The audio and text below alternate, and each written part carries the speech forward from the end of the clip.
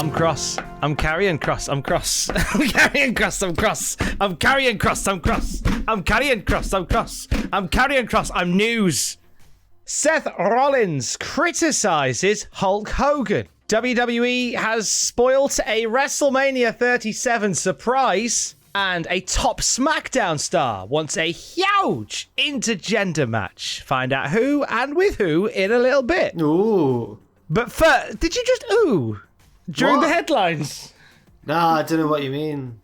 I'll tell you who's carrying cross today, Seth Rollins. Well, he was chatting away during the Hall of Fame. Did you watch any of the Hall of Fame? No, I'm going to catch up with it. I haven't watched any of it yet. Is it available? Is it?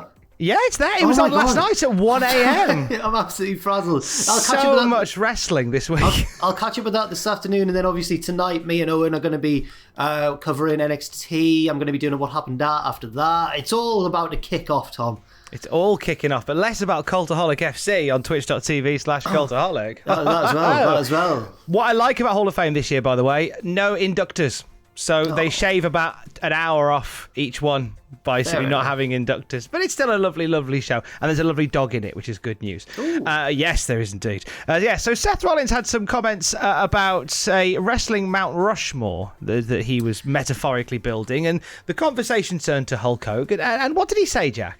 So he picked, from what I've read, because obviously I've not seen it yet, but he picked Cena, Hogan, Austin, and... one more. Bruno Sammartino. And then he basically was talking about Hogan and how Hogan's not personally one of his favourites. He's more of a Shawn Michaels kind of guy. But he admits that for what he's done in the industry, Hogan deserves to be on Mount Rushmore more than Michaels. But he says if it was totally down to him, he would probably scratch Hulk Hogan off that, and said that, we're not talking about these guys as human beings. We're talking about what they've done for wrestling. But then he said... Hulk Hogan's always been nice to me, but that doesn't necessarily make him a great human being, which is quite a bold thing, I think, for a current, WWE superstar to say. Especially during the week of WrestleMania. We know that Hulk Hogan, away from being inducted as part of the NWO, is going to be part of WrestleMania weekend. He's going to be hosting night one. Is it night one he's hosting? We're well informed, aren't we? There's him and Titus. I don't know. I thought, is one of them doing one night and one the other? Or are they They're both involved. You come to us for accurate wrestling news. Have we watched it? No. Who's hosting it? Dunno. But either way, Hulk Hogan is involved with WrestleMania this weekend. So it was an interesting comment for Seth to say with Hogan very much back in the limelight. And there was, again, it's a lot of that is in what isn't said, and the way that Seth said, look, he's nice to me, doesn't make him a nice person.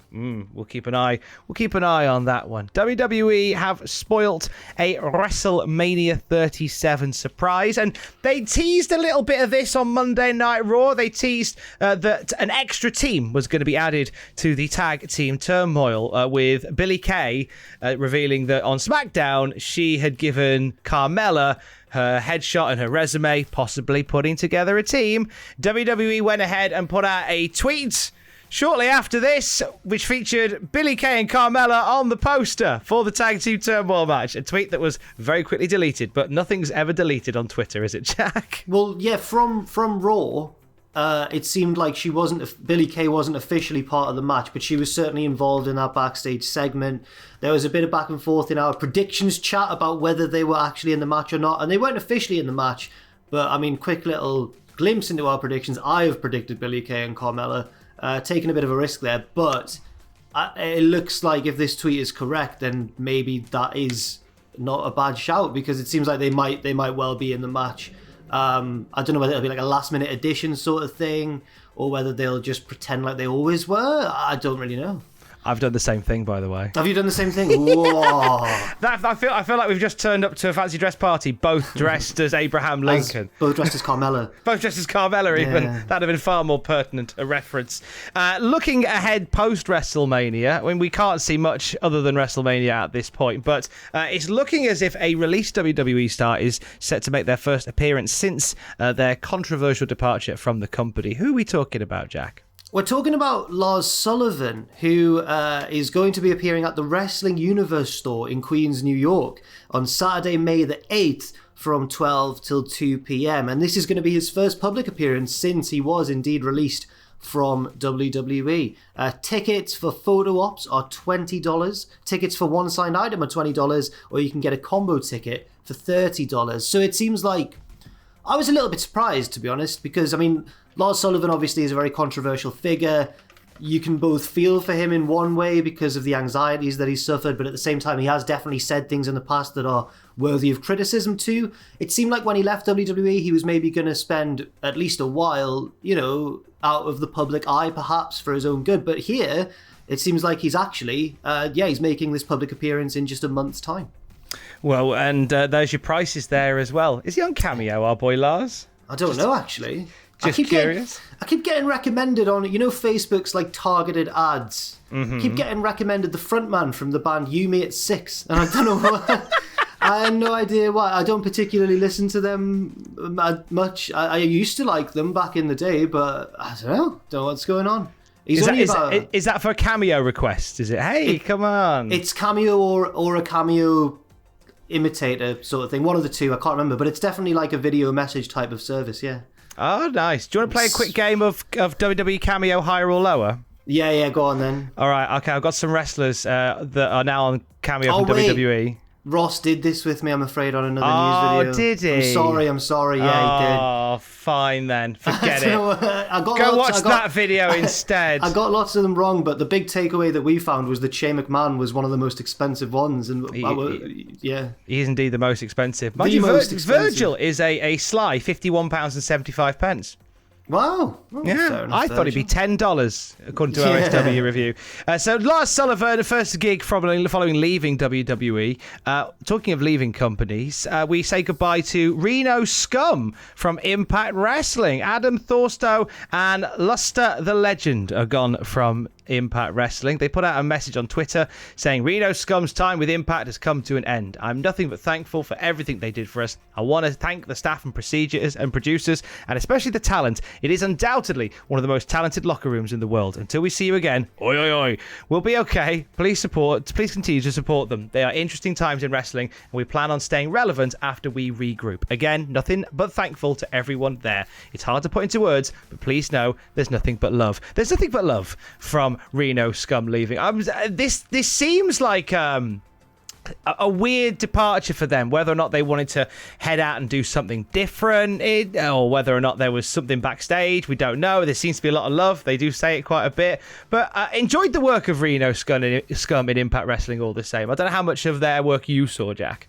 I saw bits and pieces. I definitely feel like perhaps there's more yet to be explored with Reno Scum. I feel like maybe they didn't get quite the run that we might have seen. Obviously, the tag team division has been dominated for a while by the North. Now Ethan Page is in AEW, so that's changed up a little bit. But I'll be very interested to see what happens next, just so I can see a bit more of them and learn a bit more about them. And I'd be interested to find out more about the return of a former Ring of Honor champion, a former Impact Wrestling champion as well.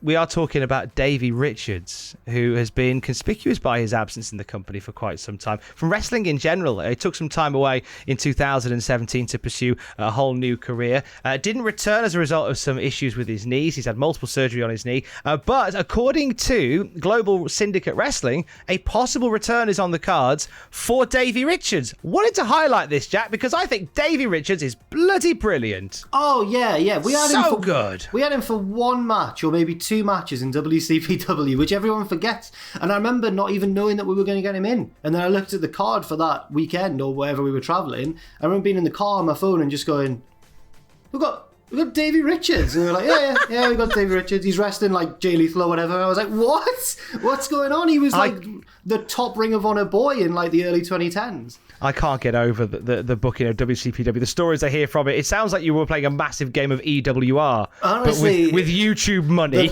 The best one, I'm sorry for going a little bit off topic here. Nah, mate, go for it. The best one was when we had a match booked and unfortunately someone was injured or something couldn't happen and we didn't know what to do, and it was meant to be an international match. We were meant to be getting someone in from America, and at the 11th hour, somebody got a flight over to appear as the Ring of Honor representative, and we were like, who's this? What's going on? And who should turn up at the venue but Christopher Daniels? And we were like, oh, fantastic! He is one of the nicest guys and such a pro as well, because you would never have been able to tell he just got a transatlantic flight, and he went out there, wrestled a brilliant match, and was very, very nice backstage as well. I've got nothing but great things to say about Chris Daniels. So did you not know that it was going to? You just knew it was going to be an ROH representative? No, we knew. It all happened so quickly that I think we learned about it once he'd already, probably when he was in the air, I suppose. But the fans knew nothing about it. We had to sneak him in, and then he made his entrance, and everyone went, I think it was in Nottingham maybe, and everyone just went, what? And it was so cool. He's a great guy. Stunning work. I love WCPW for just the ridiculous bookings that you guys got. Amazing crazy times. Almost as crazy as an intergender match in WWE. This is our finale for this video. Sasha Banks having a chat with GQ. Who does she want to get in there with? Right, Jack nearly gave it away there. She wants to have an intergender match. Well, I'll read the full quote, in fact, from GQ. There's still so much to be done. There's always work to be done, she's talking about, in terms of staying motivated despite the things she's achieved so far. And it's more internal than external. I love to put in the work to help it grow within myself. I mean, I beat Drew McIntyre last year, she says, so I would love a singles match against Roman Reigns just to show that I really am the number one in the company. She wants Roman Reigns. She wants to prove that she's number one. Banks and Roman Reigns. Why not? Do you find it a bit strange, Tom, that Sasha Banks, right, is at the moment maybe WWE's biggest star in terms of outside of wrestling? She was in Star Wars. She was in The Mandalorian. And now she's doing interviews with GQ and stuff. And yet, WWE really haven't made that much of it. Really? It's such a weird one because, like... back when The Rock was pushing ahead, like in 2000, me and Matthew watched SmackDown from the year of our Lord 2000 on a weekly, and it's so interesting to see the difference between the WWE's relationship with the mainstream media then as it is now, whereby if like China is got a 10-second part on Third Rock from the Sun, they're going to talk about it incessantly. Whether someone's appearing on Jay Leno, they're going to talk about it. They're like, hey, look, we're in the public eye. But whereas now, it's like they don't want individual people to become stars in their merit. WWE as a whole is the star. So whenever WWE is doing something, they will talk about it and they will send, and it's, hey, WWE is represented doing this. I think because Sasha Banks is doing stuff that isn't affiliated with WWE and isn't to the greater good of WWE, they're weirdly less inclined to talk about it. Like it's the whole thing of they want the company, they want that W logo to be the star of the company, and everything else is moving parts underneath it. But then surely, and I'm sure you probably agree with this, if they just took a step back and looked at it as a whole, that it would benefit the company by association. Surely, it's like if you were in the next Avengers and we just never mentioned that, Tom. We just, As you know, I'm not. Yeah, I've had to sign that NDA with Pacitti to say that I won't talk about my role as Bin Man in Avengers. Oh God, another one coming soon to Disney Plus. I'm not even lying. Not even lying. No, of course not. Twitch.tv/Cultaholic. Jack is live from 6 p.m. Greenwich Mean Time. I'm playing Zelda for a couple of hours, but I'm about to start in 10 minutes of time recording. So maybe just as you're watching this video, I might still be there. If I'm not, don't worry about it. Nita Strauss is on the podcast later on. Desert Island Graps. 3 favourite wrestling matches ahead of her playing the national anthem at TakeOver. She's having a chat with me from her hotel room, talking about matches that she loves in the wrestling. What's the latest from Cultaholic FC, Jack? We are top of the league, Tom. It's all going well. Having a laugh. We're looking to get promoted, but you're going to have to join us on this crazy ride. Join them, otherwise Jack will be cross. You could say he would be carrying cross. Carrying cross, yeah. Love you, bye.